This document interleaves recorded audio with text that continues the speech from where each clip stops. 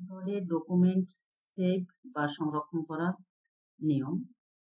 তো আজকের ভিডিওতে আমি দেখাবো এমএস ওয়ার্ডে কিভাবে একটা ডকুমেন্টকে সংরক্ষণ করতে হয়। তো আমি আগেই একটা ডকুমেন্ট লিখে রেখেছি যাতে সময় কম লাগে। তো আগে জেনে নেব সংরক্ষণ করার নিয়মটা কি। এমএস ওয়ার্ডে ডকুমেন্ট সেভ বা সংরক্ষণ করার নিয়ম খুব সহজ এবং গুরুত্বপূর্ণ, যেন আপনার কাজ হারিয়ে না যায়। নিচে স্টেপ বাই স্টেপ ভাবে ব্যাখ্যা করা হলো। প্রথমবার সেভ করার সময়, প্রথমবার যেভাবে সেভ আমি প্র্যাকটিক্যালে দেখাবো, এটা শুধু লেখার জন্য আমি নোট আকারে লিখে দিচ্ছি।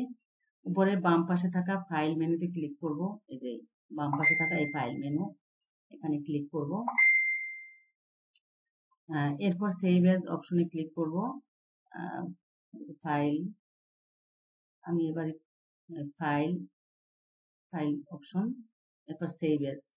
আচ্ছা, আমি পরে করে দেখাবো, আগে লেখার জন্য এটা বলছি। ফাইল রাখার স্থান নির্বাচন করুন, যেমন দিস পিসি, ডেস্কটপ, ডকুমেন্টস ইত্যাদি। এখানে এরকম কোনো বাধ্যবাধকতা নেই, আমি আমার সুবিধা মতো যে কোনো জায়গায় রাখতে পারি। আমি যদি নির্দিষ্ট ফোল্ডার তৈরি করে সেই ফোল্ডারে নিতে চাই, সেখানেও আমি নিতে পারবো। এবার ফাইলের নাম লিখব, আমি যখন নেব তখন ফাইলের নাম রাখবো। ফোল্ডার রাখলে, ফোল্ডার তৈরি করলে সেই ফোল্ডারের নাম ফোল্ডারে রাখবো, নাম দেব এবং ফাইলের নাম দেব। নিচে সেভ এজ টাইপ থেকে .docs.pdf ইত্যাদি ফরম্যাট বেছে নিতে পারি। তারপর সেভ বাটনে ক্লিক করব। পরবর্তীতে সেভ করার সময়, এটা হচ্ছে প্রথমবার, পরবর্তীতে সেভ করার সময় আমাকে যা করতে হবে তা হচ্ছে শুধু কন্ট্রোল+S চাপলেই সেভ হয়ে যাবে। এই যে কন্ট্রোল চেপে ধরে কিবোর্ডের, আর এই সেভ এই যে সেভ নামে একটা টুলস আছে, এই টুলসে ক্লিক করলেই হবে। অথবা উপরে এই যে সেভ, এই যে সেভটা, এটা এখানে এঁকে দেখানো হয়েছে, সেভ আইকনে ক্লিক করলে হবে। অটো সেভ ফিচার বা এমএস ওয়ার্ডে আপনি যদি ওয়ান ড্রাইভ ব্যবহার করেন তাহলে অটো সেভ চালু রাখতে পারি। আমিও যদি এই ব্যবস্থা করি তাহলে বারবার আমাকে আর সেভ করতে হবে না, সে অটোই সেভ করে নেবে। এতে ডকুমেন্ট প্রতি কয়েক সেকেন্ডে স্বয়ংক্রিয়ভাবে সেভ হয়।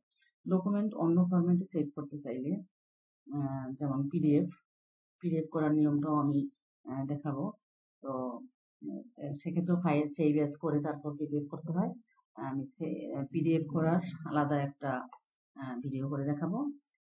এই হচ্ছে বিষয়। আর কাজের শর্টকাট কি হচ্ছে, সেভের শর্টকাট কি হচ্ছে Ctrl+S, আর সেভ এজ হচ্ছে F12, আর PDF save file save as PDF. Okay, তো এই ছিল আমার কাজ। এইটা আমার ডকুমেন্ট 5, অর্থাৎ এটা সেভ করা না, জাস্ট এই ফাইলটাকে আমি সেভ করে দেখাবো। তো ফাইলে ক্লিক করব, এবার সেভ এজ ক্লিক করব। এবার আমি কোথায় নিতে চাচ্ছি, এই জায়গাটাকে আমাকে সিলেক্ট করে দিতে হবে। তার মানে আমি এই ওয়ার্ড ফাইলে নিতে চাচ্ছি, তো ওয়ার্ড ফাইলে নিব, ওয়ার্ড ফাইল। এবার আমি এমএস ওয়ার্ড আমি এখানে লিখতে চাচ্ছি সেভ, আমার ফাইলের নাম সেভ, এমএস ওয়ার্ড সেভ নামে সেভ করব।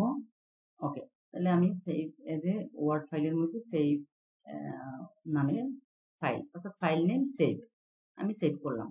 এবার আমি দেখব কিভাবে, একটু দেখাচ্ছি। ওয়ার্ড ফাইল খুঁজবো, ফোল্ডার ওয়ার্ড ফাইল, এই যে ওয়ার্ড ফাইল, এই ওয়ার্ড ফাইলের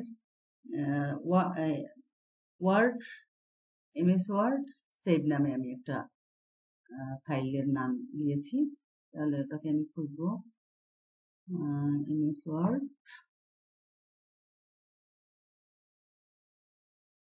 এই যে এমএস ওয়ার্ড সেভ, এই যে এটাকে আমি, এই যে আমি আবার এটাকে পুনরায় খুলে নিয়ে আসলাম। তাহলে এই হচ্ছে সেভ করার পদ্ধতি। এমএস ওয়ার্ড বা এক্সেল বা পাওয়ার পয়েন্ট সকল ক্ষেত্রে আমাকে অবশ্যই সেভ করতে হয়। সেভ না করলে আমার ফাইলটাকে দীর্ঘস্থায়ীভাবে ব্যবহার করতে পারি না। এটা সুবিধা হচ্ছে, আমি অনেক বছর, অনেক যুগ পর যদি আমি এই ফাইলটাকে খুঁজতে চাই, তাহলে আমি খুঁজে আমার প্রয়োজন অনুযায়ী কাজে ব্যবহার করতে পারবো। তো এই ছিল আজকের ভিডিও। পরবর্তী ভিডিওতে এমএস ওয়ার্ডে কিভাবে পিডিএফ করতে হয়, ফাইলটাকে পিডিএফ করতে হয়, এই বিষয় নিয়ে আলোচনা করব। তো আজ এ পর্যন্তই। সকলের সুস্থতা কামনায় আল্লাহ হাফেজ।